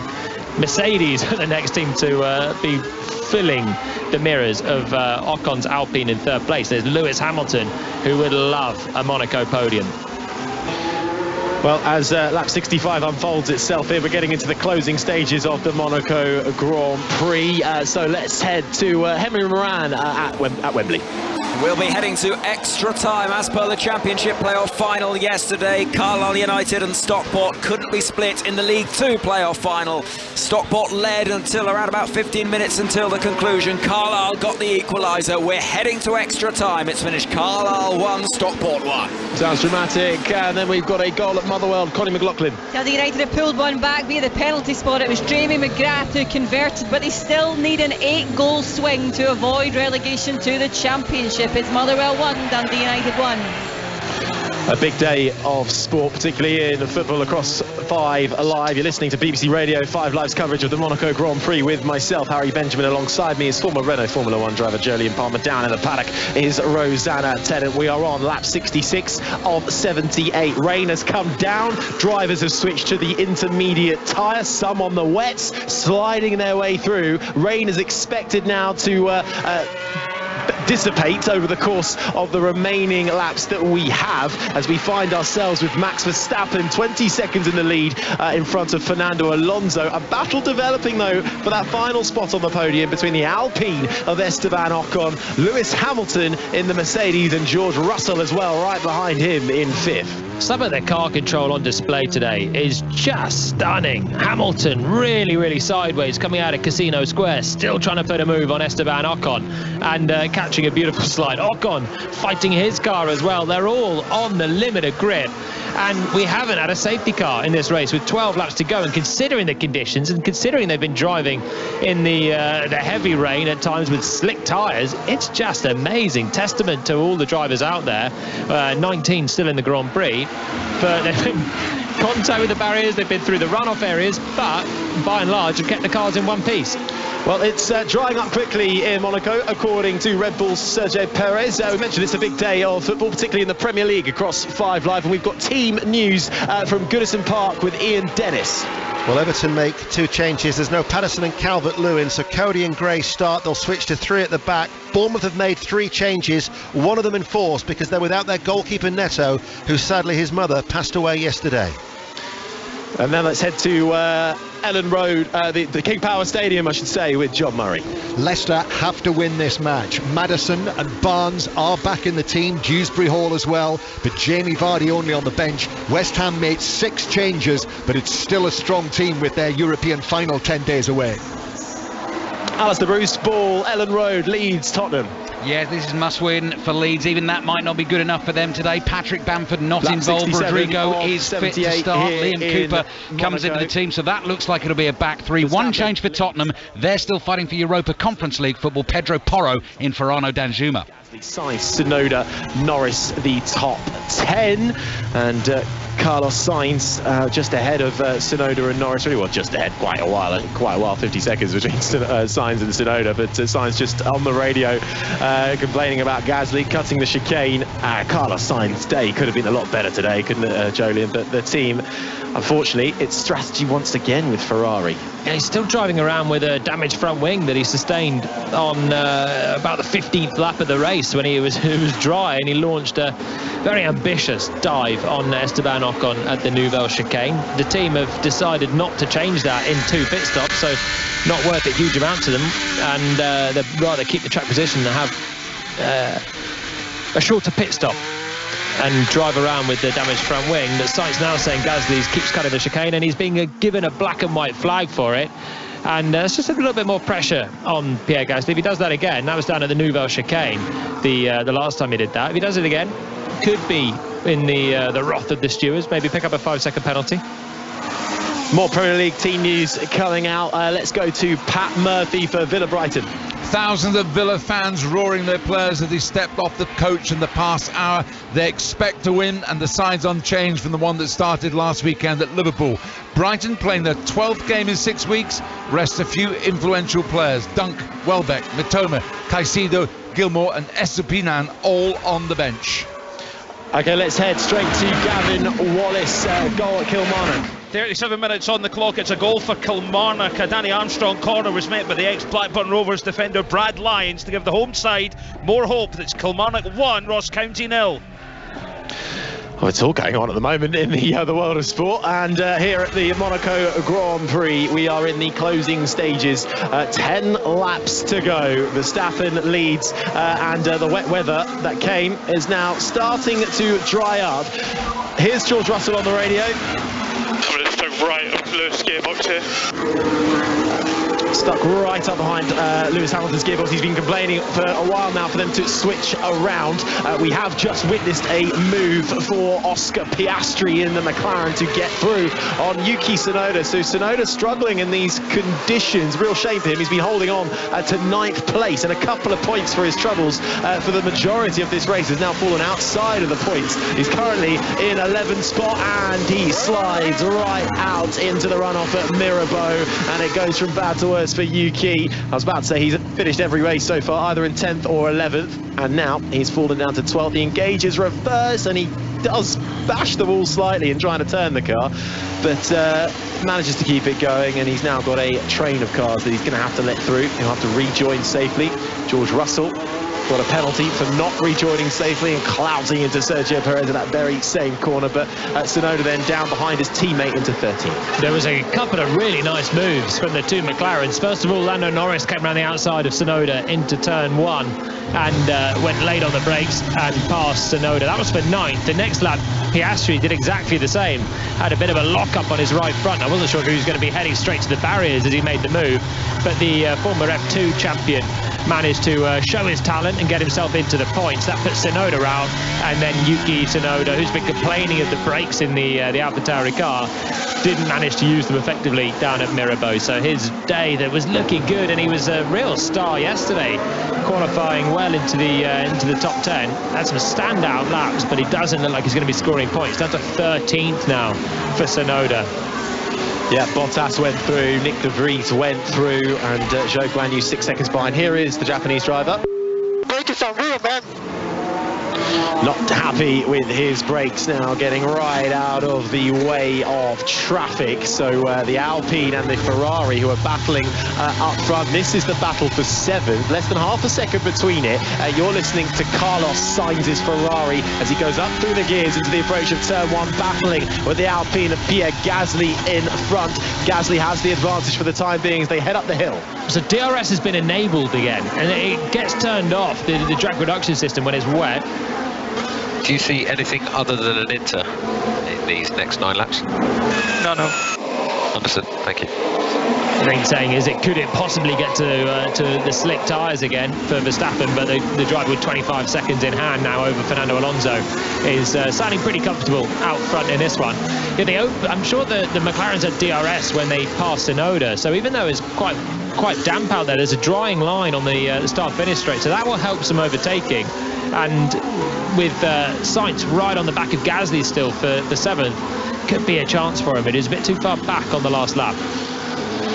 Okay, let's re-establish the order for you there. Verstappen is still out in front, ahead of Alonso. Ocon, Hamilton, Russell, the top 5. Leclerc, Gasly, Sainz, Norris, Piastri, the last of the point scorers at the moment in 10. McLaren looking on course for a double points finish in front of Bottas in 11th, De Vries 12th, Zhou 13th, Albon is 14th, Tsunoda now down to 15th. Then comes Sergio Perez, Hulkenberg in 17th, Sargent is 18th, and Kevin Magnussen is 19th. And last of the runners, Lance Stroll finally took a whack big enough into the wall and put his Aston Martin out of contention. I clipped the wall a little bit with the right rear check pressure. Okay, we'll have a look. And so he did, coming through the second part of the swimming pool, then turn 15, where he was majestic to take pole position yesterday. Max Verstappen did knock the wall. There's been so much contact with the barriers. Formula 1 cars in 2023 They're built of pretty stern stuff. In days gone by, I felt like we would have had front wings gone everywhere. We've been having some suspensions broken. They can really take a hit. They're the heaviest Formula 1 cars have ever been, and a lot of it's for safety reasons. They seem to be really, really strong with it as well. So Verstappen did tap the wall right front and right rear coming out of turn 15, and he is still marching on. Red Bull have obviously checked the pressures, and he's 1 second quicker than Alonso on the last lap, 25 seconds clear at the front of the field. He can take a pit stop if he wants. Yeah, that's how dominant this drive has been so far from Max Verstappen. We can go down to Rosanna Tennant. Well, 19 drivers still in this race, one driver out, and that's Lance Stroll in the Aston Martin. We saw him playing almost bumper cars down around the hairpin. He's just been in the media pen talking to journalists, and he's doing it on his own, which is very rare for a Formula 1 driver. They're always accompanied by somebody from the team, aren't they, with their sort of dictaphone or mobile phone under their noses. And he said, I'm a TV star. He said, I might not be the best race car driver this weekend, but I'm a TV star. And then he was asked, you know, how busy he'd been on track with all the damage that he'd sustained. He said, yeah, I have been, but now I'm just going to be busy packing my bags now. So disappointing end for Lance Stroll, but he still has a smile on his face. He might have a smile on his face. Sergio Perez certainly will not have a smile on his face. He's just had to let through his teammate Max Verstappen to lap him once again, whilst also defending from Nico Hülkenberg in the Haas, and the Haas almost getting through on him as Verstappen came through to lap side by side out of the tunnel. But for now, Hülkenberg remains behind Perez, and it's all over 16th place. Yeah, I think for the likes of Perez and for Stroll, really, they're in fast cars that were kind of doomed a little bit from the start. Starting 14th for Stroll, maybe had a chance, but hit the wall on lap 1, which didn't help his chances of coming through. And then Perez from the back got a bit desperate, didn't he, trying to fight with Stroll, and ended up hitting the back of, or cutting the corner to pass him, and then on the next lap hit the back of Hülkenberg, took another pit stop for a damaged front wing, and as he led his teammate through for a second time in the Grand Prix, 2 laps down, he takes another pit stop, and this has been a miserable afternoon for Perez. As he makes his way, the pit lane exit is such that you miss out turn 1, and he slots in behind Fernando Alonso. Of course, is a lap ahead and just in front of one of the Alfa Romeos. Sergio Perez down in 17th now on the intermediate tyre, Rosanna. Yeah, Max Verstappen taking on another intermediate tyre, and it was interesting to see that Jonathan Wheatley, their sporting director, has to step out of the office upstairs in the pit lane, look out the window with his stopwatch while he's monitoring his guys and girls in the pit crew. And that's not normal, is it? You normally see Jonathan Wheatley and his sort of fellow sporting directors up and down the pit walls sitting in the pit lane. But in Monaco, it's so tight and twisty that they can't all be down there. So they have to station themselves upstairs on the first and second floors of the pit building, so it's all a bit disjointed, and obviously we've seen that can lead to some discombobulation in previous years here in Monaco. But yeah, interesting with what the teams have to deal with this particular and such a unique circuit of Monte Carlo. Yeah, I think I saw one of the teams passing a whole floor down from the upper part of the pit lane down into the garage area, so it really is a unique place, and often an example that actually some of the team principals have been using. We might be getting some new teams over the course of the next few years, but the teams aren't too sold about that. Monaco being used as an example where the infrastructure might not really be there to add in some extra teams, but certainly a unique place in the streets of the Principality, playing host to Formula 1 once more. And it actually has been a fairly entertaining race. We had some great action early doors, great battles and scraps going on for the outside of the points paying positions. Then the rain that Jolyon Palmer was so convinced wasn't ever going to arrive, and it did arrive, and it arrived in style. Yeah. I'll hold my hands up to that, but you know what, Harry? Rain in Monaco is always a great thing, right? It always can spice things up, as it did. So if you just assume that it's not going to come, you can't be disappointed. There's nothing worse than it's going to rain, and then it doesn't come. I've been there too many times, so just don't think it is. Enjoy a dry race for what it is, and when it rains, anything's a bonus. Anything's a bonus, and this has been a real bonus, this one. 4 laps to go, and well, it's just an absolute breathless part of the Grand Prix, where people were binning it off every other corner. Tyres were all over the place. Everyone was out in the pit crew. Some people were pitting, some were staying out, and it was carnage as the rain came down. Now it's stabilised a little bit with everyone on their intermediate tyres, or a couple further back on the full wet, driving round to the flag. Surely we're not going to see more drama at the end of this one, but it's been a good Monaco Grand Prix. It has been. Not too much action, really, as you allude to, in the last few laps or so, and we are really getting into the closing stages. You're listening to Esteban Ocon's Alpine, a very, very good drive indeed so far for Ocon, who has had it all, really, so far. He's had Hamilton behind, he's had to keep Sainz behind him as well for the majority too, and even with the wet weather coming in, still managing to hold on to that third place start, looking to score a third career podium. We had a lot of George Russell chit-chat over the radio in recent laps, but he's now dropped a long way back from Hamilton, 7.5 seconds between the Mercedes pair, so he was not granted team orders to go and fight Ocon, and now he's pretty much resigned himself to 5th place, but he is 10 seconds clear of Leclerc, so he'll take his 5-second penalty and remain in the top 5, where there is no Ferraris in a circuit that thought would really suit them down to the ground, and has in the past, but hey, strategy undid them a bit today. Qualifying wasn't exactly great yesterday. Leclerc had a 3-place grid penalty, should have been starting 3rd, gave that chance to Ocon, and Ocon has seized it in the Alpine, whereas Ferrari, again, there'll be question marks about their strategy. The only thing is, I've got bigger question marks about Aston Martin still. Fernando could have won this race. Ferrari could have maybe had a podium, and they'll look through and see what they could have done, but maybe they couldn't have had a podium. I'm sure there were better things that they could have done. They're 6th and 8th, and they've lost a couple of places with it, but Aston Martin, they'll be happy with 2nd place. Now, they could have won this one if they'd have optimised their strategy. They had it in their chance. Alonso was about 10-12 seconds back from Verstappen, and when it was raining, if he was on intermediate tyres for 1 lap, he could have easily got past Verstappen when Verstappen pitted the next lap, but they pitted for dry tyres, and then Alonso had to come back in the next lap as well. It was a baffling decision, and that will overshadow how Ferrari have ended up 6th and 8th in this one. It really will, and it'll be fascinating to hear from Fernando Alonso himself when he gets out of the car, but also might crack the team principal too and see what the reason was, really, because as Jolene alludes to, it just seemed like a bizarre decision. Sadly, the list of retirements grows by 1. It's Kevin Magnussen in the Haas, who was giving it his all early doors for 13th, 14th and 15th, really getting his elbows out as he always does, but he's out of the race. The car doesn't feel right after that touch. You're trying to bring home, all right? Yeah, A-Firm, you're doing a really good job. You've got 3 laps remaining.